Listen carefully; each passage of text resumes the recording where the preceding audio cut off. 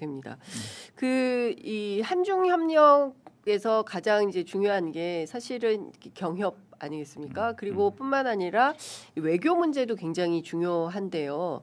특히 그 한반도의 평화와 관련해서 그동안 이제 중국이 비핵화 노선을 한반도 비핵화에 대해서 지지하고 응원했는데 어떤 중재자로서의 역할을 당부하셨다라고 대통령께서 말씀하셨는데요. 그러면 시진핑 주석이나 중국 정부가 그 남북 관계의 새로운 그 도약을 위해서 앞으로 좀 어떤 중재, 어떤 역할을 하게 될 거라고 예상을 해보면 좋을까요? 이제 외교 문제라는 것들이 북한이 빗장을 걸고 있는 상태 아닙니까? 예. 빗장을 걸어놓은 상태죠. 맞습니다. 특히 이제 우리 쪽에다가는 예. 빗장을 걸어놓은 상태고 예. 미국하고도 빗장을 걸어놓은 상태입니다. 예. 그런데 트럼프 대통령은 언제든지 좀 대화를 시도하려는 네. 행동을 하고 있는 거고요. 예.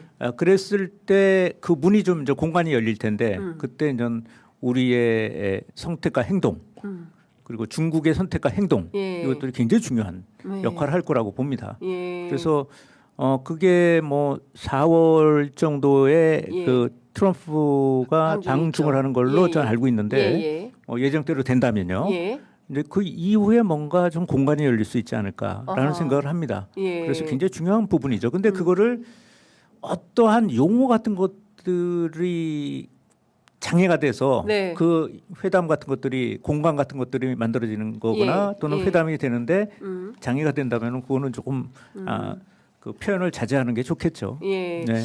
그 대통령께서 지금이 한반도 평화의 적기다. 그렇다면 지금이 적기다라는 표현을 쓰셨어요.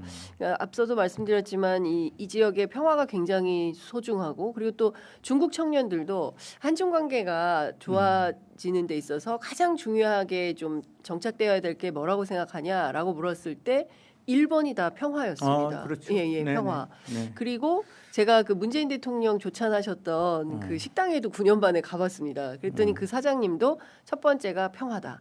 이런 얘기를 합니다. 그래서 그 이 평화의 제도화에 대해서는 중국도 굉장히 큰 관심을 갖고 있어서 한중이 노력을 한다면 굉장히 큰 뭔가 중국의 역할을 기대해 봄직하지 않나라는 생각도 좀 들었습니다. 네. 그래서 여쭙고요.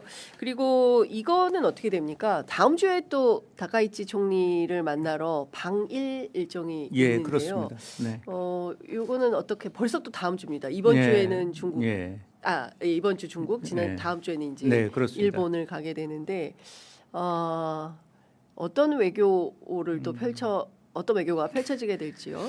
이게 제가 알기로는 공식이라는 게 있고 뭐 여러 가지 정상 공식 네. 방문 이런 것들의 격이 있는데 이번엔 셔틀 외교죠. 셔틀 외교. 예. 셔틀 외교이기 때문에 예. 그 의제 자체가 보통의 공식 회담, 네. 양자 정상회담, 연자 공식회담, 공식회담에 비해서는 소프트한 어떤 그런 주제에 접근이 됩니다. 네. 왜냐하면은 뭐 저번에도 말씀드렸지만 일본하고 우리와의 관계는 그냥 뭐 비행기 타고 그냥 왔다 갔다 하면은 예. 1박 2일에 끝날 수 있는 거. 그렇습니다. 어쩌면 당일에도 끝날 수 있는 예, 어떤 예, 거리를 예. 갖고 있고 예. 그래서 그게 복원된 거죠. 저번에 셔틀 외교의 복원이고 네. 그런 차원에서 이번에 또 가시는 겁니다. 예, 예. 그렇기 때문에 뭐 굉장히 다른 것보다는 조금 더 소프트한 부분으로 좀 이루어지지 그렇군요. 않을까라는 생각합니다. 네. 그래서 좋은 분위기, 경쾌한 분위기 이런 네. 곳에서 이루어질 가능성이 높고요. 경쾌한 분위기. 예. 그다음에 그렇지만 여러 가지 어떤 비즈니스 포럼이라든가 또는 뭐 그런 것들 소프트 파워에 대한 산업, 예. 유통, 예. 소비재 뭐 이런 것들에 대해서는 굉장히 협력이 있을 겁니다. 왜냐하면은 비즈니스 포럼을 통해서 또 소화를 하는 거니까요. 네. 그래서 한간의 산업 협력 방안 같은 것들은 당연히 도출될 거라고 네. 봅니다. 다만 굉장히 시리어스한 어떤 예. 그런 분위기를 연출하지는 않을 거라고 봅니다. 그렇군요. 셔틀 외교가 갖고 있는 예. 어떤 장점이죠. 아하. 네. 예. 그런데 사실은 그 역사의 올바른 편에 대한 그 입장이 있었고 특히 이제 인민일보 같은 경우에 이재명 대통령께서 마지막 일정으로 상해 임정 방문하고 또 예전에 이제 홍콩 공원 루신 공원이죠. 지금은 그 윤봉길 의사 유적지 다녀온 것과 관련해서 이재명 대통령이 그 역사적 기억을 되짚어 보는 것을 선택한 것은 아직 역사 문제가 종결되지 않았다는 명확한 신호를 보내는 것으로 해석된다. 이 인민일보의 해석입니다. 네, 네. 그러니까 사실 그 역사 문제와 관련해 역사 정의와 관련해서 중국은 여전히 한국에게 뭐 항일 그 운동 우리 함께 하지 않았냐 상해에서 또 그밖에 다른 중국 지역에서 그래서 그런 차원에서 일본과의 협력을 좀 저하는 듯한 이런 메시지를 좀 보내고 있는 것 같은데요. 네. 그렇다면 또 다카이치 총리는 또 그 반대에 또 주장을 할 수 있을 것 네. 같아서 우리 입장에서는 상당히 좀 난감한 이런 상황이 될 수도 있지 않을까.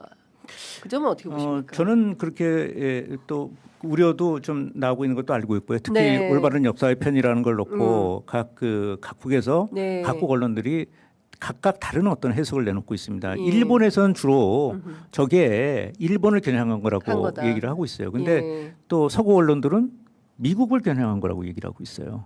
그래요. 예. 네. 그거 분석해 보면 예. 재밌습니다. 왜냐하면 특정 국가를 그 국가를 특정하지 네, 않았기 네. 때문에 국가를 네, 네. 그래서 이제 그렇게 해석이 나오고 있어요. 굉장히 흥미롭죠. 네네 그러네요, 진짜. 국내 언론은 그걸 이제 지금 미국하고 일본하고를 같이 보고 네, 얘기한 거 네. 아니냐 예. 이렇게 이제 해석하고 있는 것 같습니다. 네. 다만 여기서 순방이 끝날 때 대통령이 하신 얘기를 좀 되짚어 볼 필요가 있어요. 어떤 거냐면은 시 주석은 네. 중국의 편에서 얘기를 하시는 거고 또 저 발표도 하시는 거고 이재명 대통령은 대한민국을 위해서 일하는 거다. 네. 서로 네. 그럴 수밖에 없지 않느냐. 그렇죠. 각자의 국익을 예. 위해서. 예. 그래서 그런 하나의 걸 갖고 예. 그게 이렇게 뭐 힘들어질 거다 아닐 거다 아하. 이렇게 판단할 일은 아니라고 봅니다. 예. 그러니까 뭐 각자의 역할, 각자 정상들의 역할과 발언을 했다고 봅니다. 네.